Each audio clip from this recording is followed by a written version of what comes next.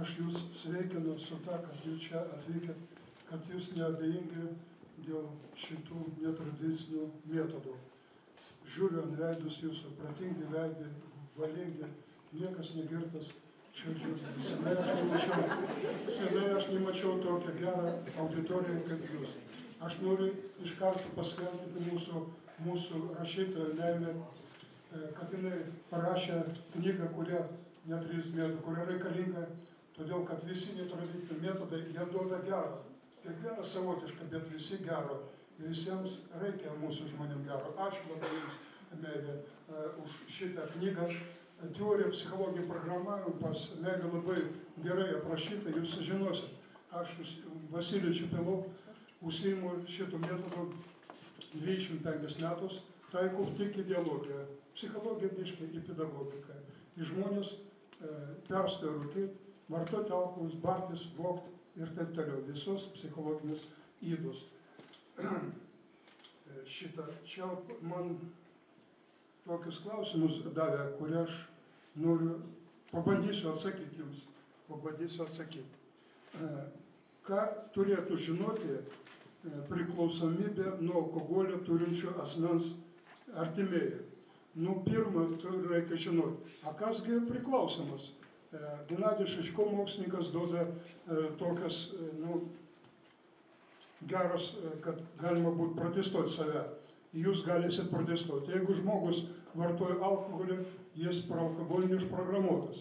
Jeigu jis vartoja tik pagal šventę, pas jį yra pripratimą, jis yra girtuoklis.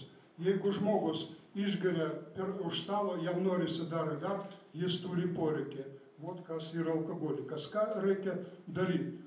Reikia specialistus rasti, pas mus specialistų yra daug, jie irgi žino, aš buvau senais laikais su gera mūsų, Raganas suteikęs šitą, kalbėjau apie teoriją, aš ją atsimenu, labai gero aš apie ją, šitą jinai gero daro. Tai pirma, antra, jeigu jūs norit, kad žmonės, jūsų giminės nevartotų alkoholis, jūs turit nevartoti ne vieną lašo, niekam nestatyti. Negalvot, kad pas mane priklauso nėra, aš galiu vartoti. 1975 metais Pasaulio sveikatos organizacija, pats mokslinis organas 28 sesijai paskelbė, etilų spiritas ir nikotinas yra narkotikas, nuodai. Kam reikia nuodus vartoti? Dėl ko? Aš nesuprantu. Jau užprogramuoti mūsų šalis ir to vartoja. Tai šitą. Ir dar ką reikia žinoti, kad šitą, nesakyk, kad tu blogas, tu nemoki saikingai gert. Kas moka saikingai gert narkotiką? Absurdas kažkoks. Pasaulis garso viskas. Čia pas didesnis orgas, daugiau nėra pas mus, nėra. Čia ne aš išgalvojau, galit mane patikrinti. Toliau. Tokį gero. Kaip pas lietuvių yra geras patarlės, lašas palašo ir akmenį pratašo. A gero žodžio širdį labai pratašyti. Alkoholikis ir žmogus, kaip ir visi mes. Jis pradėjo nuo mažų taurelių pabiški. Jis nekaltas. Jeigu gimtų Saudo Arabija, ten ne lašo negeria. Jis negertų. Jis gimė pas mus Lietuvoje ir visi duoda pavyzdį. Gerą pavyzdį. Mamos atėvelė, multfilmai, geroji ir taip toliau. Vot ką reikia žinoti. Ir dabar antras. Ar gali žmogus po smegenų perpardamo vėl pradėti vartoti alkoholį? Aš nesakysiu teoriją perpardamo, pas mūsų rašytojai labai gerai viską aprašyta, pas man nėra privalumus, jas skaitysit ir galvokit.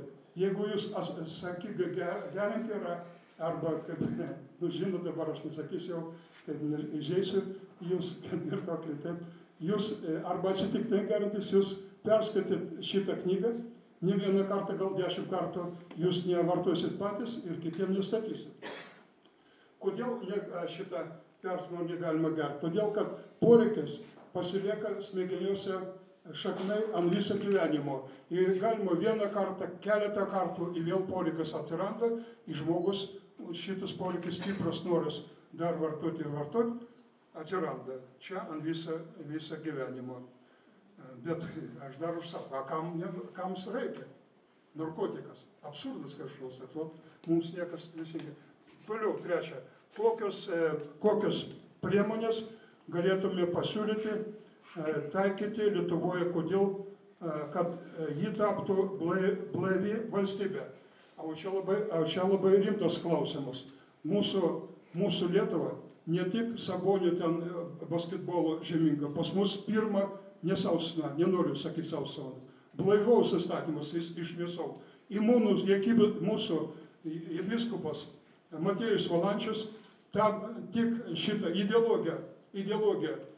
Ir per metus Lietuva buvo blaivi. Kauno gubernija, tada vadinasi buvo, irgi okupuota carizmu, kaip bolševizmu, Kauno gubernija sustojo gerti. 84% katalikų sustojo gerti. Per Amboną visur sklendžia ideologija, tik ideologija. Paskui Vilnius gubernija, Gardino, atrodo, Grodno Gardinas ir per Lietuvą. Kodėl mes negalim grįžti? Pas mus pas lietuvių yra patirtis labai geras. Paskui carizmas panaikino viską šitą blaivybę, žmonės netapo gerti daktarė. Pavyzdys toks. Išeina žmogus, kabačikai, kaip dabar savininkai šitų kavinių, barų, restoranų, išeina Jonas, Petra, Marytė, Genutė, eikit kibirą su degtinė, gerkit, nereikia mokėti. Žmonės apgrįždavo, visur. Vot kokia pas mus Lietuva. Ir mes turim to žinoti, ir šitai mes galim grįžti. Mūsų šalį taip prigirdė, komunistai prigirdė, dabar demokratai tai gerai, kodėl jūs nedarot nieko. Trečią vietą pasaulyje, žmonės, brangiai mano, trečią vietą pasaulyje pas girtakliavimo Lietuvą. Pirmą Baltarusiją, antrą Moldovą, mes trečia. Man vakar pasakė, jau antrą. Ir pirmą užimsim, jeigu nieko nedarysim. Ką daryti?